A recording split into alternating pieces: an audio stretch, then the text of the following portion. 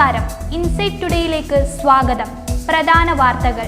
പാപ്പിനിശ്ശേരി കീച്ചേരി ദേശീയപാത ഭിത്തികളിൽ വിള്ളൽ. മലപ്പുറം കൂരിയാട് ദേശീയപാത പുനർനിർമ്മാണം 2 ആഴ്ചക്കകം. Kannur Vellikkal eco tourism park നഷ്ടം കോടികൾ. ഇന്ത്യയിലെ ആദ്യ ജനകീയ ടെക് ഫെസ്റ്റ് മലപ്പുറത്ത്. വാർത്തകൾ വിശദമായി. കൂരിയാട് വൈഡക്ട് പാലം നിർമ്മിക്കുന്നതിനായി തൂണുകൾ നാട്ടാനുള്ള പൈലിംഗ് 2 ആഴ്ചക്കുള്ളിൽ തുടങ്ങുമെന്ന് അധികൃതർ. നിലവിൽ തൃശൂരിൽ നിന്ന് കോഴിക്കോട്ടേക്കുള്ള സർവീസ് റോഡിന്റെ ഒരു ഭാഗം തുറന്നുകൊടുത്തിട്ടുണ്ട്. അഷിയ, നമ്മളിപ്പോൾ ഉള്ളത് മലപ്പുറം കൂരിയാട് അപകടം നടന്ന NH-66 നിർമ്മാണത്തിന്റെ അവസാനഘട്ടത്തിൽ തകർച്ച നേരിട്ട മലപ്പുറം കൂരിയാട് മേൽപ്പാലത്തിന്റെ പുനർനിർമ്മാണം പുരോഗമിക്കുന്നു. പാതയുടെ ഇരുഭാഗങ്ങളിലും വെള്ളമുൾപ്പെട്ട ഈ പ്രദേശത്ത് ശാശ്വത പരിഹാരം മേൽപ്പാലമാണ്. വിദഗ്ധ സമിതിയുടെ നിർദ്ദേശപ്രകാരം കൂരിയാട് മേൽപ്പാലത്തിൽ നിന്ന് 400 മീറ്റർ ദൂരത്തിലാണ് വൈഡക്ട് പാലം നിർമ്മിക്കുക. ഇരുഭാഗത്തേക്കുമായി ആകെ 24 തൂണുകളും 120 ബീമുകളും ഉണ്ടാകും. തൂണുകൾ തമ്മിൽ 30 മീറ്റർ അകലമുണ്ടാവും. വൈഡക്ട് പാലം നിർമ്മിക്കുന്നതിനായി തൂണുകൾ നാട്ടാനുള്ള പൈലിംഗ് 2 ആഴ്ചയ്ക്കുള്ളിൽ തുടങ്ങാനാകുമെന്ന് നിർമ്മാണ കമ്പനി അധികൃതർ അറിയിച്ചു. പാലം നിർമ്മിക്കാനാവശ്യമായ മേഖലയിലെ മണ്ണ് നീക്കം ചെയ്യുന്ന ജോലി അവസാന ഘട്ടത്തിലാണ്. തൂണുകൾ നിർമ്മിക്കുന്ന ഭാഗത്ത് മണ്ണ് പരിശോധന തുടരുകയാണ്. ഇതിന്റെ റിപ്പോർട്ട് ദേശീയപാത അതോറിറ്റിക്ക് നൽകും. ഇവരിൽ നിന്ന് നിർദ്ദേശം ലഭിച്ചാൽ ഉടൻ പൈലിംഗ് ആരംഭിക്കും. മേൽപ്പാലം നിർമ്മിക്കലും ഇരുഭാഗത്തേക്കുമുള്ള സർവീസ് റോഡുകളുടെ ഗതാഗതം പൂർണ്ണമായി പരിഹരിച്ചാൽ മാത്രമേ ജനങ്ങളുടെ ബുദ്ധിമുട്ടുകളും യാത്രാ സൗകര്യങ്ങളും പഴയ രീതിയിലാകൂ എന്ന് ജനപ്രതിനിധിയായ നാസർ മലയിൽ പറയുന്നു.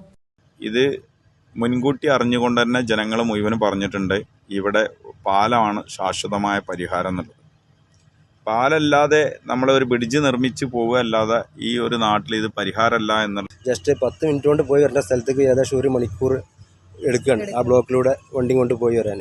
അപ്പോൾ ജനങ്ങൾ അത്രയും ബുദ്ധിമുട്ട് നേരിട്ടുകൊണ്ടിരിക്കുകയാണ് ഈ കാര്യം. ഇനിയിപ്പോൾ ഇവിടെ ഈ 350 മീറ്റർ പാലം ഇനി അടുത്തത് ആ സൈഡ് നിൽക്കുന്നതാണ്. അതേമാതിരി എന്തെങ്കിലും സംഭവിച്ചാൽ ഇതേ ബുദ്ധിമുട്ട് വീണ്ടും വരികയാണ്. സർവീസ് റോഡ് തൃശൂരിൽ നിന്ന് കോഴിക്കോട്ടേക്കുള്ള ഒരു ഭാഗം തുറന്നു കൊടുത്തിട്ടുണ്ട്. ഇതുവഴിയാണ് ഇരുഭാഗത്തേക്കുമുള്ള വാഹനങ്ങൾ കടന്നു പോകുന്നത്. വൈഡക്ട് നിർമ്മിക്കുന്നതിനാവശ്യമായ സൗകര്യത്തിന് മണ്ണ് മാറ്റിക്കഴിഞ്ഞ് കോഴിക്കോട് ഭാഗത്ത് നിന്ന് തൃശൂർ ഭാഗത്തേക്ക് പോകുന്ന സർവീസ് റോഡ് അറ്റകുറ്റപ്പണി നടത്തി ഗതാഗതത്തിനായി തുറന്നു നൽകും. ക്യാമറ പേഴ്സൺ നെജ്മിയോടൊപ്പം ഷൈമ സൈനിങ് ഓഫ്. കോട്ടക്കൽ നഗരസഭ തുടക്കം കുറിച്ച AA സാക്ഷരതാ മിഷൻ സ്പീക്കർ AN ഷംസീർ ഉദ്ഘാടനം നിർവഹിച്ചു. ഇന്ത്യയിലെ ആദ്യ ജനകീയ ടെക് ഫെസ്റ്റ് ആയ കോട്ടക് 2025 ഭാഗമാണ് AA സാക്ഷരതാ മിഷൻ. 2030 ആവുമ്പോഴേക്കും മനുഷ്യന് പകരം AI ജോലി ചെയ്യുമെന്ന് സ്പീക്കർ AN ഷംസീർ പറഞ്ഞു. കോട്ടക്കൽ നഗരസഭ കിസ്മത്ത് ഫൗണ്ടേഷനുമായി സഹകരിച്ച് തുടക്കം കുറിച്ച AI സാക്ഷരതാ മിഷന്റെ ഉദ്ഘാടനം നിർവഹിച്ച് സംസാരിക്കുകയായിരുന്നു അദ്ദേഹം. 75% സംവിധാനങ്ങളിലേക്ക് AI കടന്നു. 75% ജോലികളിലേക്ക് 2025 AI ഇടപെടാൻ തുടങ്ങും.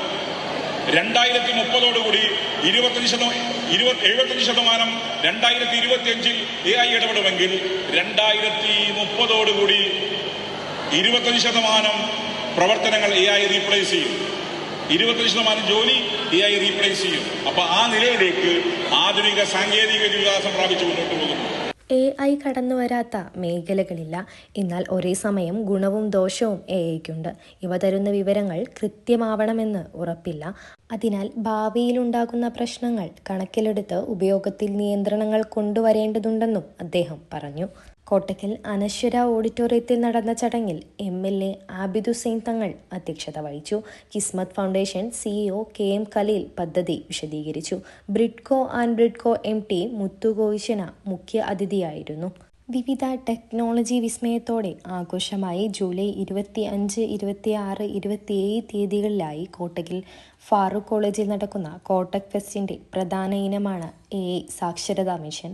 നഗരസഭയിലെ പ്രായം ചെന്നവർ മുതൽ കുട്ടികൾ വരെയുള്ളവരെ ഏതെങ്കിലും ഒരു AI ടൂൾ ഉപയോഗിക്കാൻ പരിശീലിപ്പിക്കും. ഇന്ത്യയിലെ തന്നെ ആദ്യത്തെ ജനകീയ ടെക് ഫെസ്റ്റാണ് കോട്ടക് ഫെസ്റ്റ്.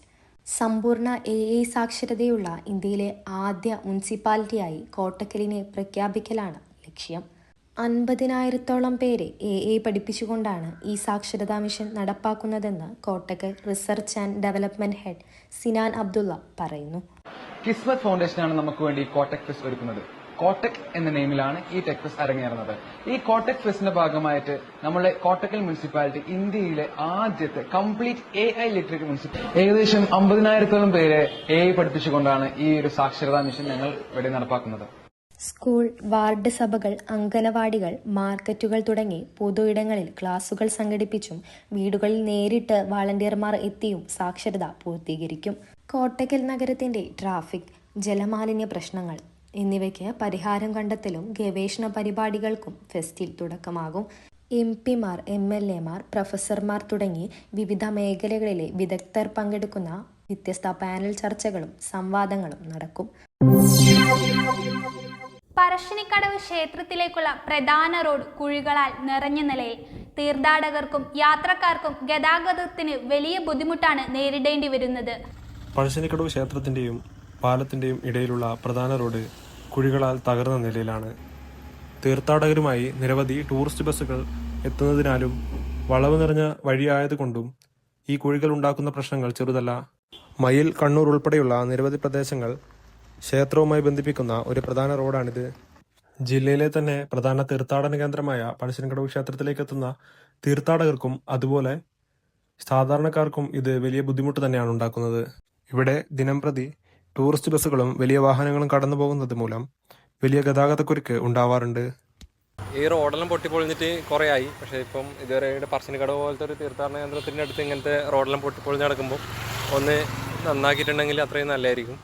കുറേ കാലമായിട്ട് നമ്മൾ ഈ ബുദ്ധിമുട്ട് അനുഭവിക്കുന്നുണ്ട്. വണ്ടിയെല്ലാം എടുത്തിട്ട് പോകുമ്പോൾ വണ്ടിക്ക് മെയിൻ്റനൻസും കാര്യങ്ങളുണ്ട്. അതേപോലെ തന്നെ ബ്ലോക്കും നല്ല രീതിയിൽ ബ്ലോക്ക് വരുന്നുണ്ട്. അപ്പം എന്തെങ്കിലും ചെയ്യാൻ വേണ്ടി പറ്റിയിട്ടുണ്ടെങ്കിൽ നല്ലതായിരിക്കും. പറശ്ശിനിക്കടവ് ക്ഷേത്രത്തിലേക്കുള്ള ഈ പ്രധാന വഴിയുടെ സൗകര്യം ഉറപ്പാക്കാൻ അടിയന്തരമായ ഇടപെടൽ ഉണ്ടാകണമെന്ന് ജനങ്ങൾ ആവശ്യപ്പെടുന്നു. തീർത്ഥാടകരുടെയും നാട്ടുകാരുടെയും യാത്ര സുരക്ഷിതവും സുഖകരവുമാക്കുവാൻ ഇത് അനിവാര്യമാണെന്ന് ഇവർ പറയുന്നു. ക്യാമറ പേഴ്സൺ ശ്രുതിക്കൊപ്പം ജുവൽ, ഇൻസൈറ്റ് ടുഡേ. രാത്രിയുടെ മറവിൽ മാലിന്യ കൂമ്പാരമായി പുന്നച്ചേരി മുട്ടിൽ റോഡും പരിസരവും. ഇരുവശങ്ങളിലായി നിറഞ്ഞുകിടക്കുന്ന മാലിന്യങ്ങൾ ജനാരോഗ്യത്തിനും നാടിന്റെ ഭംഗിക്കും ഭീഷണിയായി മാറിയിരിക്കുകയാണ്. രാത്രിയുടെ മറവിൽ പുന്നച്ചേരി മുട്ടിൽ റോഡിൽ മാലിന്യം തള്ളുന്നത് തുടർക്കഥയായിരിക്കുകയാണ്. മൂക്കുപൊത്തിയല്ലാതെ ഇതിലൂടെ നടക്കാൻ കഴിയാത്ത അവസ്ഥയാണ്. രാത്രിയിൽ നാടിന് കാവലിരിക്കേണ്ട അവസ്ഥയിലാണ് ചെറുകുന്ന് പുന്നച്ചേരി മുട്ടിൽ പ്രദേശവാസികൾ. റോഡിനിരുവശവും ഇന്ന് കുപ്പത്തൊട്ടിയായി മാറിയിരിക്കുന്നു. രാത്രിയുടെ മറപറ്റി കൊണ്ടു തള്ളുന്നത് പ്ലാസ്റ്റിക്കും ഇറച്ചിക്കടകളിൽ നിന്നുള്ള അവശിഷ്ടങ്ങളും മറ്റു മാലിന്യങ്ങളുമാണ്. റോഡിനിരുവശവുമുള്ള കണ്ടൽക്കാടുകളും പുഴയും പ്ലാസ്റ്റിക് കവറുകൾ കൊണ്ട് നിറഞ്ഞിരിക്കുന്നതായി കാണാം. 1 കിലോമീറ്റർ ചുറ്റളവിൽ ആൾതാമസമില്ലാത്തത് മുതലെടുത്ത് മാലിന്യം തള്ളുകയും ചിലപ്പോൾ തെളിവ് ലഭിക്കാതിരിക്കാൻ കത്തിച്ചതിനു ശേഷം കടന്നു കളയുകയും ചെയ്യാറുണ്ടെന്ന് പ്രദേശവാസികൾ പറയുന്നു. എൻ്റെ ഷോപ്പാണ് കാർ വർക്ക്ഷോപ്പിൻ്റെ നേരെ മുന്നിലല്ലേ. ഇത് ജനതാ ഗാരേജിൻ്റെ മുന്നിൽ ടൈൽ ഷോപ്പാണ്. അത് രാവിലെ ഞാൻ കൊണ്ടു കൊടുക്കുമ്പോൾ എൻ്റെ ഷോപ്പിന് മുന്നിൽ തന്നെ വേസ്റ്റാണ് മൊത്തം കാണുന്നത്. അത് ഞാൻ എടുത്ത് കളയേണ്ട അവസ്ഥയാണ് ഇന്ന് രാവിലെ കണ്ടത്. പിന്നെ നമ്മൾ ഇവിടെ പോകുമ്പോൾ മൊത്തം വേസ്റ്റായിരിക്കും. ആരെ കൊണ്ടിടുന്നതല്ല. ഒരു ദിവസം ഞാൻ രാത്രിയിൽ ഷോപ്പും പൂട്ടി വരുമ്പോൾ പാലത്തിനടുത്ത് വന്നിട്ട് എടുത്ത് കളയുന്ന കണ്ടിന്. പക്ഷേ വണ്ടിയുടെ നമ്പർ ഞാൻ നോട്ട് ചെയ്യാൻ മറന്നുപോയി. പാലത്തിനടുത്ത് അങ്ങ് വലിച്ചങ്ങ് പുഴയിലേക്ക് ചാടുന്നു. അങ്ങനെ ഒരു കാഴ്ച ഞാൻ കണ്ടിട്ടുണ്ട്. വേസ്റ്റ് തന്നെ ഇവിടെ മൊത്തം ഇടുന്നത്. ഇന്ന് എൻ്റെ കണ്ണിൽ എൻ്റെ മുന്നിൽ തന്നെ ഉണ്ട്. എനിക്ക് എടുത്ത് കളയാണ്ട് കഴിയില്ല. എൻ്റെ ഷോപ്പാണ്. ആ ഷോപ്പിന് മുന്നിൽ എനിക്കെടുത്ത് ചാടാണ്ട് നിൽക്കാനും കഴിയില്ല. അങ്ങനത്തൊരവസ്ഥ ഉണ്ടായി. നാടിന്റെ സൗന്ദര്യത്തിനും ജനങ്ങളുടെ ആരോഗ്യത്തിനും ഭീഷണിയാകുന്ന മാലിന്യ നിക്ഷേപം ഗൗരവമേറിയ ഒരു കാര്യമാണ്. പഞ്ചായത്തിന്റെയും നാട്ടുകാരുടെയും സംയുക്ത ശ്രമത്തിലൂടെ നിരീക്ഷണവും നിയമ നടപടികളും ശക്തമാക്കിയാൽ മാത്രമേ ഇതിനൊരു കുറവുണ്ടാവുകയുള്ളൂ. ക്യാമറ പേഴ്സൺ ശ്രുതിക്കൊപ്പം ജുവൽ, ഇൻസൈറ്റ് ടുഡേ. പാപ്പിനിശ്ശേരി കീച്ചേരിയിൽ ദേശീയപാത ഭിത്തികളിലുണ്ടായ വിള്ളൽ ജനങ്ങൾക്കിടയിൽ ആശങ്ക സൃഷ്ടിക്കുന്നു. ദേശീയപാത കടന്നുപോകുന്ന പാപ്പിനിശ്ശേരി കീച്ചേരിയിൽ ഇരുഭാഗത്തും നിർമ്മിച്ച പാർശ്വഭിത്തികളിൽ പലയിടങ്ങളിലുണ്ടായ തള്ളലിലും വിള്ളലിലും ജനമാശങ്കയിൽ. കീച്ചേരിയിലെ ഇലക്ട്രോണിക്സ് കടയുടെ സമീപം 10 മീറ്ററോളം ഉയരത്തിലൂടെയാണ് പുതിയ പാത കടന്നുപോകുന്നത്. ഇവിടങ്ങളിലെ പാതയിലെ ഭിത്തി തള്ളിവരുന്ന അവസ്ഥയിലാണ്. ഇരുഭാഗത്തും നിരവധി വീടുകളും വ്യാപാര സ്ഥാപനങ്ങളുമുണ്ട്. നല്ല മഴ പെയ്താൽ ദേശീയപാതയിലെ വെള്ളം സർവീസ് റോഡിലേക്ക് ശക്തിയായി പതിക്കുന്നതും അപകടങ്ങൾക്ക് ഇടയാക്കുന്നുണ്ട്. ബക്കളം പ്രദേശത്തെ ദേശീയപാതയിലെ പാർശ്വഭിത്തികളിൽ സ്ഥാപിച്ച കോൺക്രീറ്റ് പാളി തള്ളുന്നത് ഒഴിവാക്കാനും ഉറപ്പിക്കാനും പല സ്ഥലങ്ങളിലും മരത്തിന്റെ ആപ്പ് വെച്ച നിലയിലാണ്. കീച്ചേരിയിലും ഇത്തരം നിരവധി സ്ഥലങ്ങളിൽ മരക്കട്ട ഉപയോഗിച്ച് ഉറപ്പിച്ച ഭാഗങ്ങളുണ്ട്. കീച്ചേരി അവിൽ വിൽപ്പനശാലയ്ക്ക് എതിർവശം കോൺക്രീറ്റ് പാളി ഇളകിയ നിലയിലാണ്. കൂടാതെ നഗരത്തിലെ പ്രധാനപ്പെട്ട റോഡുകളിലൊന്നായ ഈ പാതയിൽ കുണ്ടും കുഴിയുമായി ശോച്യാവസ്ഥയിലാണ്. ദീർഘദൂര വാഹനങ്ങളടക്കം കടന്നുപോകുന്ന ദേശീയപാതയിലെ പ്രധാന റോഡായിട്ടും ശോച്യാവസ്ഥ പരിഹരിക്കാൻ അധികൃതർ ഇടപെടുന്നില്ലെന്ന ആക്ഷേപവും ശക്തമാണ്. ദേശീയപാത 66 വികസനത്തിന്റെ നിർമ്മാണ പ്രവർത്തനങ്ങളിലെ അശാസ്ത്രീയത സംബന്ധിച്ച പരാതികൾ ഉയരുന്നതിനിടെ കാണപ്പെട്ട ഈ വിള്ളലുകൾ ജനങ്ങളിൽ ആശങ്ക സൃഷ്ടിക്കുന്നുണ്ട്. അധികൃതർ അടിയന്തരമായി ഇടപെടണമെന്നാണ് പ്രദേശവാസികളുടെ ആവശ്യം. ക്യാമറമാൻ ശ്രുതിയോടൊപ്പം Nijma Ashraf, Insight Today. Kannur Vellikkal eco tourism park കോടികളുടെ നഷ്ടത്തിൽ. ജില്ലാ ടൂറിസം വകുപ്പിന്റെ അനാസ്ഥയെന്ന് ആരോപണം.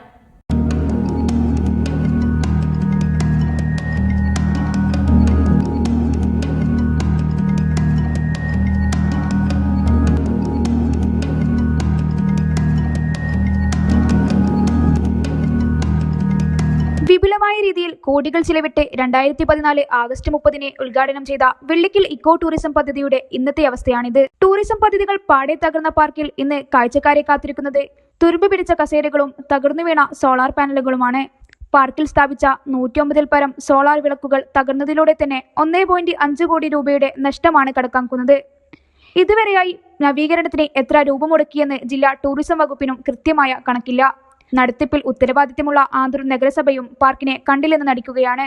പാർക്കിന്റെ മുഖ്യ ആകർഷണമായി സ്ഥാപിച്ച സോളാർ വിളക്കുകൾ കോവിഡ് കാലത്താണ് തകർക്കപ്പെട്ടതെന്ന് DTPC അധികൃതർ പറയുന്നു. ഇതിന്റെ വിലയേറിയ ബാറ്ററികൾ കളവ് പോവുകയും ചെയ്തിരുന്നു. സംഭവത്തിൽ തളിപ്പറമ്പ് പോലീസിൽ പരാതി നൽകിയെങ്കിലും നടപടികളൊന്നും ഉണ്ടായിട്ടില്ല. പിന്നീട് സർക്കാർ തീർത്തും ഒരു അവഗണിക്കുന്ന നിലയിലേക്കാണ് ഇത് പോയിട്ടുള്ളത്. അപ്പോൾ ഒട്ടനവധിയായ പദ്ധതികൾ നടപ്പിലാക്കാൻ വേണ്ടി ഗവൺമെൻറ് പദ്ധതികളും MLAയും MPയും ഒക്കെ പദ്ധതികൾ കൊണ്ടുവരുമെങ്കിലും അത് ഇവിടെ ഒരു പ്രാവർത്തികമാക്കാൻ വേണ്ടി സാധിക്കുന്നില്ല. വൈകുന്നേരങ്ങളിൽ ഒട്ടനവധിയായ ആളുകൾ ഇവിടെ തിങ്ങിപ്പാർക്കുന്ന മേഖലയാകുന്ന സമയത്ത് ഒരു 6 മണിക്ക് എത്തിക്കഴിഞ്ഞ് ഇങ്ങോട്ട് വന്നാൽ ഇരുട്ടാണ്. സ്ട്രീറ്റ് ലൈറ്റിൻ്റെ ഒരു സംവിധാനം പോലും ഇവിടെയില്ല. ഇവിടെ നോക്കൂത്തിയെ കാണുന്ന ഒരുപാട് തെരുവുകളുണ്ടെങ്കിലും അത് വൈദ്യുതി പ്രകാശപൂരിതമല്ല. അത്തരത്തിൽ സാമൂഹ്യ വിരുദ്ധ ഉൾപ്പെടെയുള്ള താവളമായി മാറുന്ന ഒരു മേഖലയായിട്ട് ഇത് മാറിയിട്ടുണ്ട്. പ്രകൃതി സ്നേഹികളുടെ ഇഷ്ടയിടമായ പാർക്കിൽ ഇന്ന് അധികൃതരുടെ അനാസ്ഥ കാരണം അപകടങ്ങളും പതിയിരിക്കുന്നുണ്ട്. പാർക്കിൽ സ്ഥാപിച്ച സോളാർ വിളക്കുകളിൽ ഭൂരിഭാഗവും നിലംപൊത്തിയിരിക്കുകയാണ്. ജനങ്ങളുടെ സുരക്ഷ ഉറപ്പാക്കേണ്ട അധികാരികൾ അപകടാവസ്ഥയിലായ സോളാർ ലൈറ്റുകൾ സ്ഥലത്ത് നിന്ന് നീക്കം ചെയ്യാത്തത് വലിയ അപകടങ്ങളിലേക്കാണ് നയിക്കുന്നത്. കുറച്ചു മാസങ്ങൾക്ക് മുമ്പാണ് വെള്ളിക്കീലിൽ സോളാർ പാനൽ പൊട്ടിവീണ് കിയാറ സ്വദേശി ആദിത്യൻ EP ദാരുണമായി മരണപ്പെട്ടത്. അധികാരികൾ ഇനിയെങ്കിലും കണ്ണു തുറക്കണം. അടിയന്തരമായി തകർന്നു വീണ സോളാർ പാനലുകൾ മാറ്റാത്ത പക്ഷം ഇനിയൊരു ദുരന്തത്തിനും കൂടി സാക്ഷ്യം വഹിച്ചേക്കാം. കണ്ണൂരിന്റെ വികസന സ്വപ്നങ്ങൾക്ക് ചിറകേകുന്ന വെള്ളിക്കൽ ഇക്കോ ടൂറിസം പാർക്ക് അധികാരികൾ എത്രയും പെട്ടെന്ന് നവീകരിക്കണമെന്ന് ആവശ്യപ്പെട്ടു. ക്യാമറമാൻ ജുവൽ ജോസഫിനോടൊപ്പം Nijma Ashraf, Insight Today. Kannur University Mangattuparamba ക്യാമ്പസിൽ പുതിയ കോഴ്സുകൾ ആരംഭിക്കുകയും IT ബ്ലോക്കിന്റെ നിർമ്മാണം പുരോഗമിക്കുകയും ചെയ്യുന്നു. എന്നാൽ വർഷങ്ങളായി വിദ്യാർത്ഥികൾക്ക് അത്യാവശ്യമായ ഹോസ്റ്റലിന്റെ അവസ്ഥ പരിതാപകരമാണ്. ഫണ്ട് അനുവദിച്ചെന്ന് പറയുമ്പോഴും നിലവിൽ ഹോസ്റ്റലിന്റെ അവസ്ഥയ്ക്ക് ഒരു മാറ്റവുമില്ല. കണ്ണൂർ യൂണിവേഴ്സിറ്റി മാങ്ങാട്ടുപറമ്പ് ക്യാമ്പസിലെ പുതിയ IT ബ്ലോക്കിൻ്റെ പ്രവർത്തനങ്ങൾ പുരോഗമിച്ചുകൊണ്ടിരിക്കുന്നു. ഈ വർഷമാണ് കണ്ണൂർ യൂണിവേഴ്സിറ്റി ക്യാമ്പസിൽ പുതിയ 5 ഇയർ ഇൻറ്റിഗ്രേറ്റഡ് കോഴ്സ് ആരംഭിച്ചത്. കണ്ണൂർ യൂണിവേഴ്സിറ്റി മാങ്ങാട്ടുപറമ്പ് ക്യാമ്പസിൽ സർക്കാർ ഈ വർഷം പുതിയ ഇൻറ്റിഗ്രേറ്റഡ് കോഴ്സുകൾ ആരംഭിച്ചു. അതിൻ്റെ ഭാഗമായാണ് പുതിയ ബ്ലോക്കിൻ്റെ പ്രവർത്തനം ഈ മഴക്കാലത്ത് തകൃതിയായി മുന്നോട്ട് പോകുന്നത്. മതിയായ അടിസ്ഥാന സൗകര്യങ്ങളില്ലാതെയാണ് യൂണിവേഴ്സിറ്റി ക്യാമ്പസിൽ പുതിയ കോഴ്സുകൾ ആരംഭിച്ചത്. യൂണിവേഴ്സിറ്റി ആരംഭിച്ചത് മുതലുള്ള ഹോസ്റ്റലാണ് നിലവിലുള്ളത്. ഇതിൻ്റെ അവസ്ഥ തന്നെ വളരെ പരിതാപകരമാണ്. വർഷങ്ങളായി ഹോസ്റ്റലിൽ ഒരു വിധത്തിലുമുള്ള നവീകരണ പ്രവർത്തനങ്ങളും നടന്നിട്ടില്ല. യൂണിവേഴ്സിറ്റി ഹോസ്റ്റലിന് ഫണ്ട് അനുവദിച്ചിട്ടുണ്ടെന്ന് യൂണിവേഴ്സിറ്റി പറയുമ്പോഴും നിലവിലെ അവസ്ഥയ്ക്ക് ഒരു മാറ്റവുമില്ല. കണ്ണൂർ യൂണിവേഴ്സിറ്റി മാങ്ങാട്ടുപുറം ക്യാമ്പസിൽ നിന്നും cameraman റാഷിൽ ബാബുയുടെ Salman, insight today.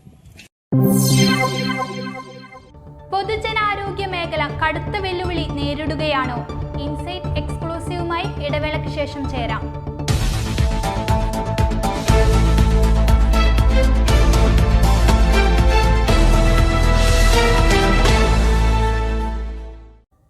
Insight എക്സ്ക്ലൂസീവിലേക്ക് സ്വാഗതം.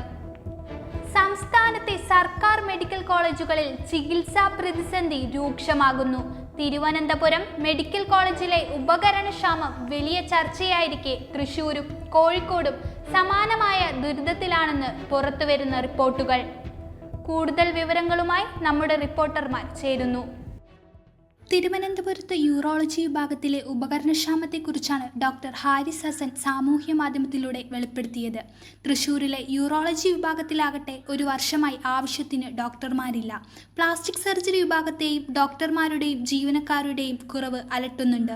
ഹൃദയ ശസ്ത്രക്രിയ വിഭാഗത്തിലാണ് പ്രതിസന്ധി രൂക്ഷം. 3 ആഴ്ചയായി ഇവിടെ ശസ്ത്രക്രിയ നിർത്തിവച്ചിരിക്കുകയാണ്. ശസ്ത്രക്രിയക്ക് ഡോക്ടർക്ക് ഏറ്റവും കൂടുതൽ പിന്തുണ നൽകേണ്ട പെർഫ്യൂഷനിസ്റ്റിന് കാര്യക്ഷമത ഇല്ലെന്നാണ് ഡോക്ടർമാർ പറയുന്നത്. ഇതുമൂലം ഹൃദയം തുറന്നുള്ള ശസ്ത്രക്രിയ ജൂൺ 9 മുതൽ നിർത്തിവച്ചിരിക്കുകയാണ്. ചികിത്സ തേടിയെത്തുന്ന രോഗികളുടെ എണ്ണത്തിനനുസരിച്ച് ഡോക്ടർമാരും അനുബന്ധ ജീവനക്കാരും ഇല്ലാത്തതാണ് എല്ലാ ചികിത്സാ വിഭാഗങ്ങളുടെയും പ്രശ്നം. സ്ഥലം മാറി പോകുന്നവർക്ക് പകരം ആളുകളെ നിയമിക്കുന്നുമില്ല. അതിനു പകരം ശസ്ത്രക്രിയകളുടെ എണ്ണം വെട്ടിക്കുറക്കുകയാണ് ചെയ്യുന്നത്. ഹൗസ് സർജന്മാരുടെ അഭാവമാണ് മറ്റൊരു പ്രതിസന്ധി. 150ഓളം പേർ കാലാവധി പൂർത്തിയാക്കി 3 മാസത്തിനുള്ളിൽ ആശുപത്രി വിട്ടുവെങ്കിലും പകരം ബാച്ച് എത്താൻ 3 മാസമെടുക്കും. ഒഴിവുകൾ ഉടനെ നികത്തണമെന്നാവശ്യപ്പെട്ട് PG അസോസിയേഷൻ പ്രിൻസിപ്പലിന് നിവേദനം നൽകിയിട്ടുണ്ട്. തൃശൂർ മെഡിക്കൽ കോളേജിൽ നിന്നും ക്യാമറ പേഴ്സൺ നജ്മിയോടൊപ്പം ഹാഷിയ. ഒരു MRI സ്കാനിംഗ് മെഷീൻ കൊണ്ടാണ് ദിനം പ്രതി 1000ഓളം രോഗികൾക്ക് സ്കാനിംഗ് നടത്തുന്നത്. പുതിയ ബ്ലോക്കിൽ ഉണ്ടായിരുന്ന സ്കാനിംഗ് മെഷീൻ അടുത്തിടെ ഉണ്ടായ തീപിടുത്തത്തിൽ കത്തി നശിക്കുകയും ചെയ്തു. തീപിടുത്തത്തിൽ നശിച്ച അത്യാഹിത വിഭാഗവും ഇതുവരെ പുനഃസ്ഥാപിക്കാൻ ആയിട്ടില്ല. പുറത്ത് 6000 രൂപ വരുന്ന MRI സ്കാൻ മെഡിക്കൽ കോളേജിൽ കുറഞ്ഞ പൈസയ്ക്ക് ചെയ്യാനാവുമായിരുന്നു. തീപിടുത്തം ഉണ്ടായ അത്യാഹിത വിഭാഗം ഇതുവരെ തുറക്കാൻ നടപടിയായിട്ടില്ല. പഴയ കെട്ടിടത്തിന്റെ പ്രതിബന്ധങ്ങൾക്കിടയിലാണ് ഇപ്പോൾ അത്യാഹിത വിഭാഗം പ്രവർത്തിക്കുന്നത്.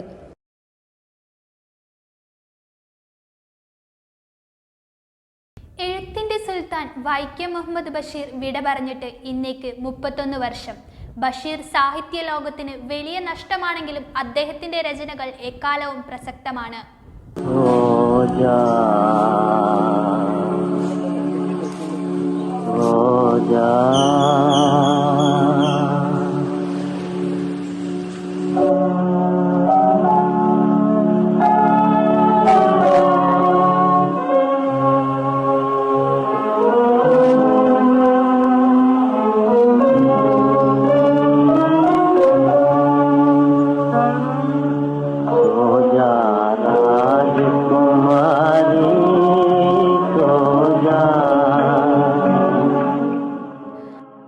ജീവിതത്തിൽ എന്ന പോലെ സാഹിത്യത്തിലും വിപ്ലവകാരിയായിരുന്നു വൈക്കം മുഹമ്മദ് ബഷീർ.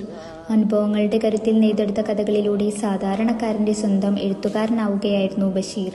സ്വാതന്ത്ര്യ സമരാനുഭവങ്ങൾ, ജയിൽവാസം, അങ്ങനെ തൻ്റെ കഥാപാത്രങ്ങളെയും പരിസരങ്ങളെയും തേടിയുള്ള യാത്രകൾ തുടരുകയായിരുന്നു ബഷീർ. സാറാമ്മയും കേശവൻ നായരും, ആനവാരി രാമൻ നായർ, പാത്തുമ്മ, പൊൻകുരിശു തോമ, എട്ടുകാലി മാമ്മൂഞ്ഞ് തുടങ്ങി ബഷീറിൻ്റെ കഥാപാത്രങ്ങളിലെല്ലാം രൂക്ഷമായ ആക്ഷേപഹാസ്യവും സാമൂഹ്യ വിമർശനവും തെളിഞ്ഞു നിന്നു. കാലത്തിന് മുന്നേ സഞ്ചരിച്ച ഇദ്ദേഹത്തിൻ്റെ വാക്കുകൾ ചർച്ച ചെയ്യപ്പെടേണ്ട ഒന്നായി മാറേണ്ടതായിരുന്നു. അത്തരത്തിൽ മൂർച്ചയുള്ള വാക്കുകളും കഥാപാത്രങ്ങളുമായിരുന്നു ബേപ്പൂർ സുൽത്താൻ വൈക്കം മുഹമ്മദ് ബഷീറിൻ്റെ രചനകൾ. കാലമേറെ കഴിഞ്ഞിട്ടും എത്ര തവണ വായിച്ചിട്ടും മലയാളിക്ക് ബഷീറിൻ എഴുത്തുകളോടുള്ള പ്രണയം തീരുന്നേയില്ല. ബഷീർ എൻ്റെ ഒപ്പ ഞാൻ കാക്കാൻ നിൽക്കുന്ന ബഷീർ എന്തെടുത്തിട്ട് 31 വർഷമായി. 31 വർഷമായിട്ടും ഈ ഒരു അദ്ദേഹത്തിൻ്റെ ആ റെലവൻസി, അദ്ദേഹത്തിൻ്റെ ആ കേരളത്തിൻ്റെ ആ സ്വീകാര്യത ഒരു കാലത്ത് നഷ്ടപ്പെട്ടില്ല. കൂടി വരുന്നുണ്ട്. കുട്ടികളൊക്കെ എല്ലാ വർഷവും കൂടുതൽ വായിക്കുകയും കൂടുതൽ പേര് ഇവിടെ വരികയും കൂടുതൽ കഥാപാത്രങ്ങൾ അവതരിപ്പിക്കാനും മത്സരിക്കുന്നത് കാണുമ്പോൾ ശരിക്കും സന്തോഷം തോന്നുന്നു. കാരണം വെച്ചാൽ നമ്മളൊക്കെ പുതിയ തലമുറയെ കാണുന്നത് അവർ മയക്കുമരുന്നും മറ്റുള്ള യാതൊരുവിധ റെലവൻ്റ് അല്ലാത്ത കാര്യങ്ങൾ ശ്രദ്ധിക്കുകയും റീൽസ് ഇടാൻ വേണ്ടി മാത്രമാണ് അവരുടെ ശ്രമം. പക്ഷെ ഞാൻ അവിടെ കണ്ടത് അങ്ങനെയല്ല. ഇവിടെ ഈ ജൂലൈ 5 കണ്ടത് 10,000-ഓളം കുട്ടികൾ വന്നുപോയി. ഇവിടെ അവരൊക്കെ കൃത്യമായിട്ട് 1-2 കഥകൾ വായിക്കാത്ത ആരും തന്നെ അവിടെ ഉണ്ടായിരുന്നില്ല. റാൻഡമായിട്ട് ഓരോ കുട്ടികളോടും ചോദിച്ചു. അവർ പറഞ്ഞു ഞങ്ങൾക്ക് ഏറ്റവും ഇഷ്ടപ്പെട്ട കഥ ഇതാണ്, ഞങ്ങൾ അതിലെ കഥാപാത്രം അവരാണ് ഞാൻ വന്നത്, അതിലെ കഥാപാത്രങ്ങൾ കാണാനാണ് ഞാൻ വന്നത്.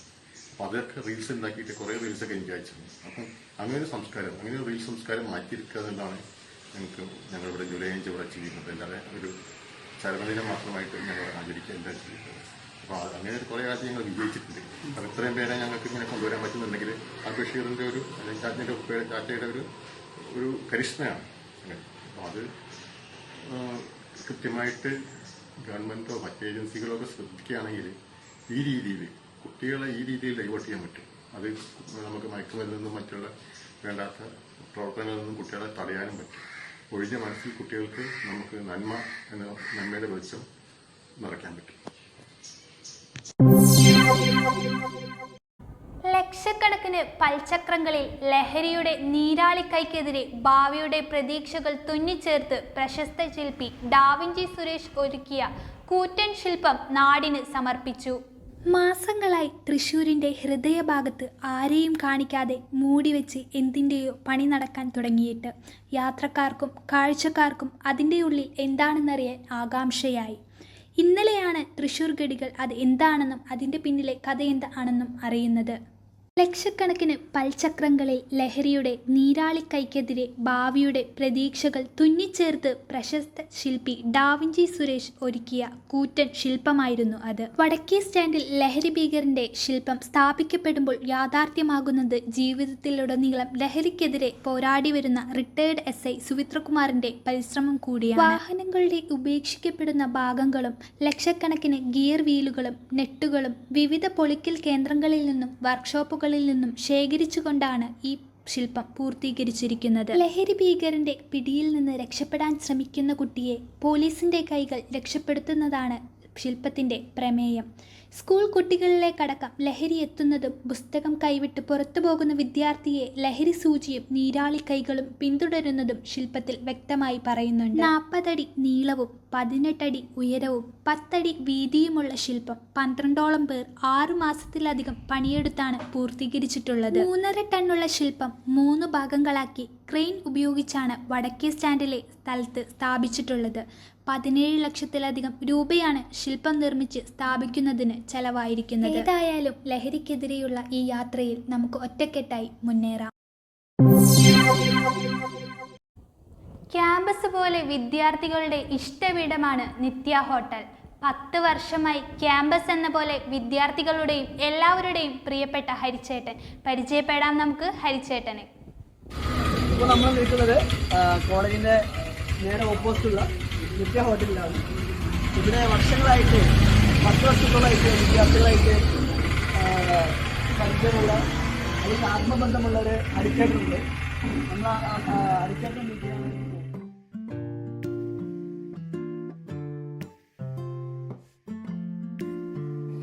ഇതാണ് നമ്മുടെ മാങ്ങാട്ടുപറമ്പ് ക്യാമ്പസിന് മുമ്പിലുള്ള വിദ്യാർത്ഥികളുടെ സ്വന്തം നിത്യ ഹോട്ടൽ. ക്യാമ്പസ് പോലെ തന്നെ വിദ്യാർത്ഥികളുടെ ഇഷ്ടമിടം. ഇവിടുത്തെ സ്പെഷ്യൽ എന്താണെന്ന് ചോദിച്ചാൽ എല്ലാവർക്കും ഒരേ ഉത്തരമേ ഉള്ളൂ, അത് ഹരിച്ചേട്ടൻ്റെ ചായയാണ്. ഇവിടെ എത്തുന്ന എല്ലാവർക്കും ഈ ചായ എന്തോ ഒരു സ്പെഷ്യൽ തന്നെയാണ്.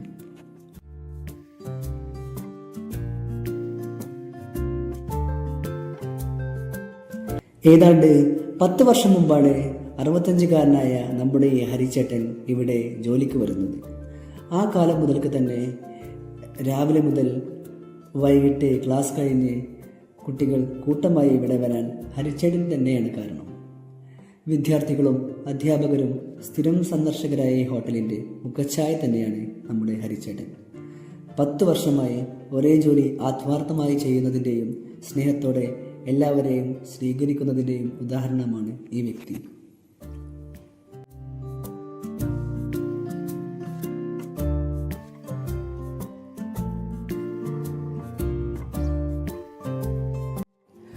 ഓരോ വർഷം ഓരോ ബാച്ച് വരുമ്പോഴും പോകുമ്പോഴും ഈ ബന്ധവും രുചിയും ഇവിടെ മായാതെ നിൽക്കുന്നു. അപ്പോൾ ചേട്ടാ, അപ്പോൾ നമ്മുടെ നിത്യ ഹോട്ടലിൽ ചേട്ടൻ കുറേ വർഷമായിട്ട് വർക്ക് ചെയ്യുന്നു. അപ്പം ഈ കോളേജിലെ വിദ്യാർത്ഥികളും ഈ അധ്യാപകരും ഈ നാട്ടുകാരായിട്ടുള്ളൊരു ബന്ധം എങ്ങനെയാണ്?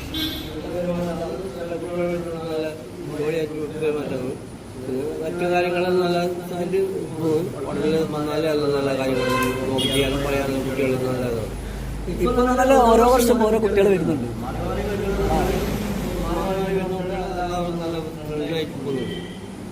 അപ്പം ഈ ഇത്രയും വർഷമായിട്ട് ഇപ്പോൾ ഈ കോളേജിൽ നിൽക്കാനുള്ള കാരണം അവരായിട്ടുള്ള ബന്ധം കൊണ്ടാണോ?